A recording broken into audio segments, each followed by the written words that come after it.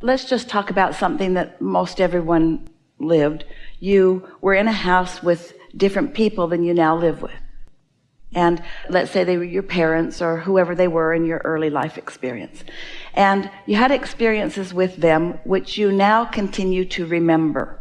Well, remembering is just activating a vibration. Your brain isn't a storage cabinet full of things. Your brain is a transmitting and receiving mechanism. So something in your now has triggered something that is a vibrational match to that. So it lights up and you remember that. Here's an easier way to say this to you. Let's say that something happened years ago with someone else. So you have the experience of that. And let's say it was an experience that you didn't like. And then let's say you get on with your life and you live more in your now and you're looking forward to more things and you're feeling better and better as you are. And then let's say that that person comes back into your life, maybe a letter, maybe a phone call, maybe walks right in, maybe you're sharing custody of your children with them, doesn't matter. So they come back into your experience. This is where this new approach that we are offering here today would really serve you. You have to remember that perhaps, in fact, usually, you were not back then really under the influence of source energy. You were under the influence of whatever. So let's say you were having a bad experience together then. So that's what you remember. Well, let's say that you've been listening to us or others and you've come into alignment and you're feeling good and you're not harboring any of those old resentful thoughts, meaning they're not active in you. You're feeling good in your world, and then that person comes back into your experience and they, let's say, haven't been meditating, haven't been basking in life, haven't been appreciating, are not in touch hardly ever and certainly not constantly with their source energy.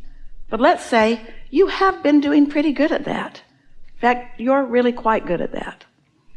And there they are, and you're looking at them, and they're looking at you, and they're remembering you as they made you out to be then, because everybody has a perception of everything. They never saw you as you really were. They saw you through their own lens. They made up who you were to them. In fact, who you were to them was more about who their mother was to them than who you are being to them, usually. In other words, they have already decided who you are, and they have never stopped deciding that that's who you are. So they've got quite a bit of momentum going about who they perceive you to be, and now you're looking at them, and they're remembering who they remember you to be. Their perception of you hasn't changed at all. So this is the question that we have for you. In that moment, whose influence are you going to be under? You're going to be under the influence of your inner being. You're going to be under the influence of their perception of you. It really is as simple as that.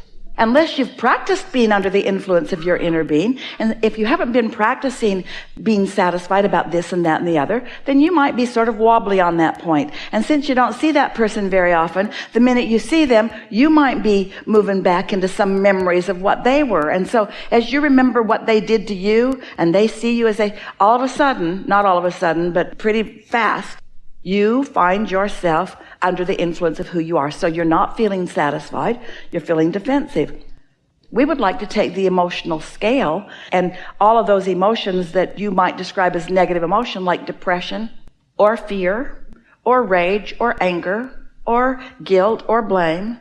We would like to say, try with us just a little bit here to simplify it. Do I feel satisfied or do I feel blameful? Do I feel satisfied or do I feel angry? Not trying to find the opposite emotion to blame. Just that simple. Am I satisfied or am I mad? Am I satisfied or am I blameful? Am I satisfied or am I guilty? Because once you start just acknowledging moment by moment, you're going to establish your satisfaction zone. You're going to be so under the influence of your inner being that you'll be like Jesus, where you're mostly under the influence of your inner being, so much so that someone could stand before you dripping an obvious illness, and you would not be under the influence of their illness. You would instead be under the influence of what you'd practiced being under the influence, and you would know their wellness even though it wasn't evident.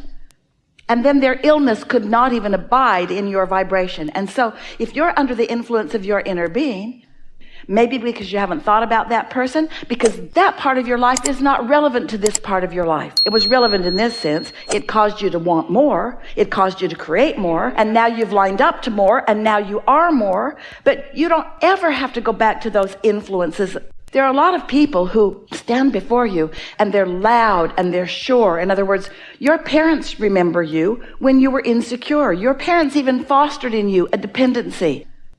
They really believed that they needed to take care of you. And so you sort of created that relationship. I'm the old and the wise one, and you're the new and the dumb one, and you're insecure and I'm secure and I'll take care of you. That was the basis of most relationships. And for the most part, your parents never stopped feeling that way about you.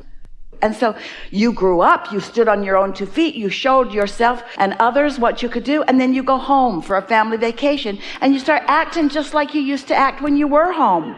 Because that's how they remember you more, and you're under the influence of them instead of under the influence of who you have become.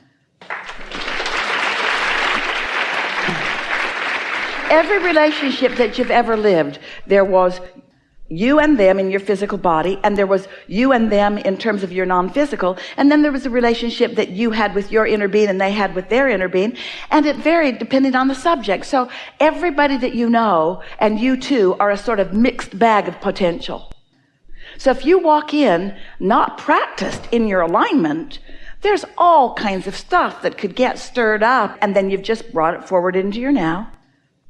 Different places, different faces moving through your life experience, but sort of the same old experiences that you're having with most people, because you set the tone early on and you keep regurgitating year after year after year.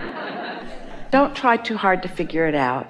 You've all heard a lot of things and you've all lived a lot of things, and some of it you've brought forward and it helps you, and some of it you've brought forward and it isn't helping you. But in this moment, right here and now, where all of your power is, your relationship with your inner being is what must be paramount. And once you have practiced yourself into pretty steady alignment, then people from your past won't be able to reactivate what used to be there. They may not accept you as being different, but you won't respond to them. Let's make it easier. Let's not make it about anybody else. Let's just make it about ourselves. And let's make it about our self-relationship with our broader self. And let's get that vibration going, and let's be the influencing uplifters that we are born to be. And then let's let everybody respond to us in the way they can. And let's not us get twirled up in their response, because we can't control that. If you don't try to get in there and fix it, then you don't join their influence, and so you stay in your clarity and in your power. And if they want alignment, and every one of them does, they'll join you there. But what you're observing often takes precedence. And we get why. You can see it and hear it and smell it and taste it and touch it, and others can too, and they're talking about it. And so you're sort of enamored, addicted to what's already manifested, much more so than what is in the state of becoming. That's why we're talking to you endlessly about your thoughts are turning to things. And from where you are, you're moving toward whatever your thoughts are about. And if your thoughts are mostly about what is, things are always changing. But if you're thinking about what is, then things are changing to more of what is. You have to think different thoughts to have different experiences. This one statement that we're going to give to you may be the thing that will help you the most. And that is, many of them are unsoothable. Many of them are not in a place where they can know what you know. But you just have to make the decision that them not knowing can't tie you into a knot. And that's why meditating and coming into concert with the whole of who you are is the way you maintain your balance.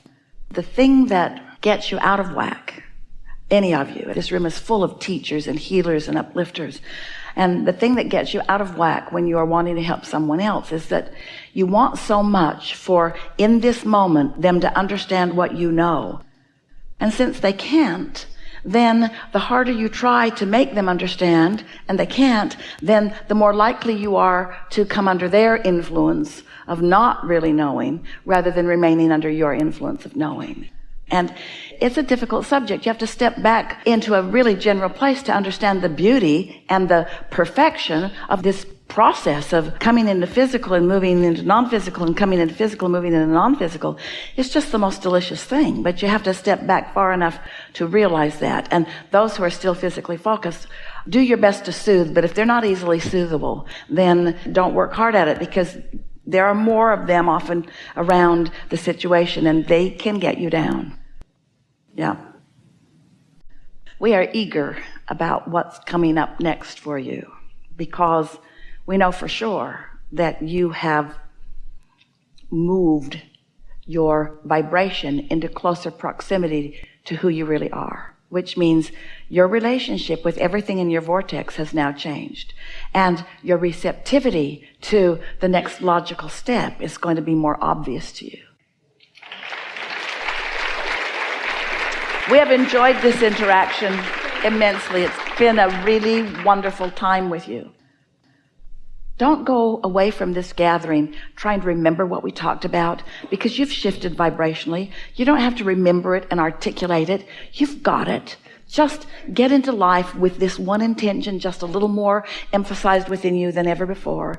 And that is, I'm just going to look for more satisfaction.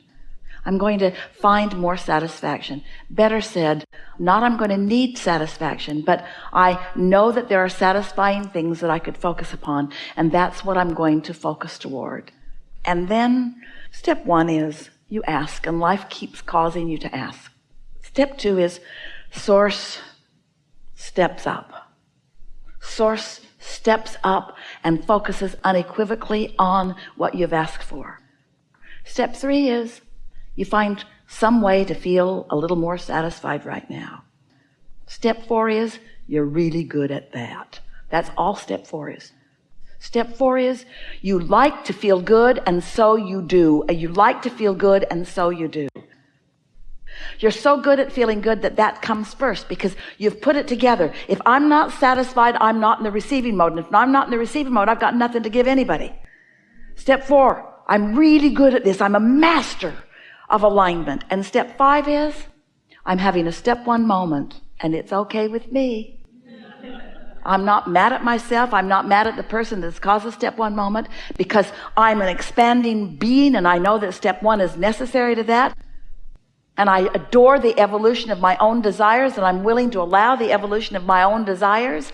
And I'm having a step 1 moment because I was born to have step 1 moments. I was born into contrast, and I was born into the leading edge where things manifest, so that in the manifestation, in the evaluation, in the observation of the full manifestation of all this energy that has flowed, I can see the results of how I and others have been flowing energy.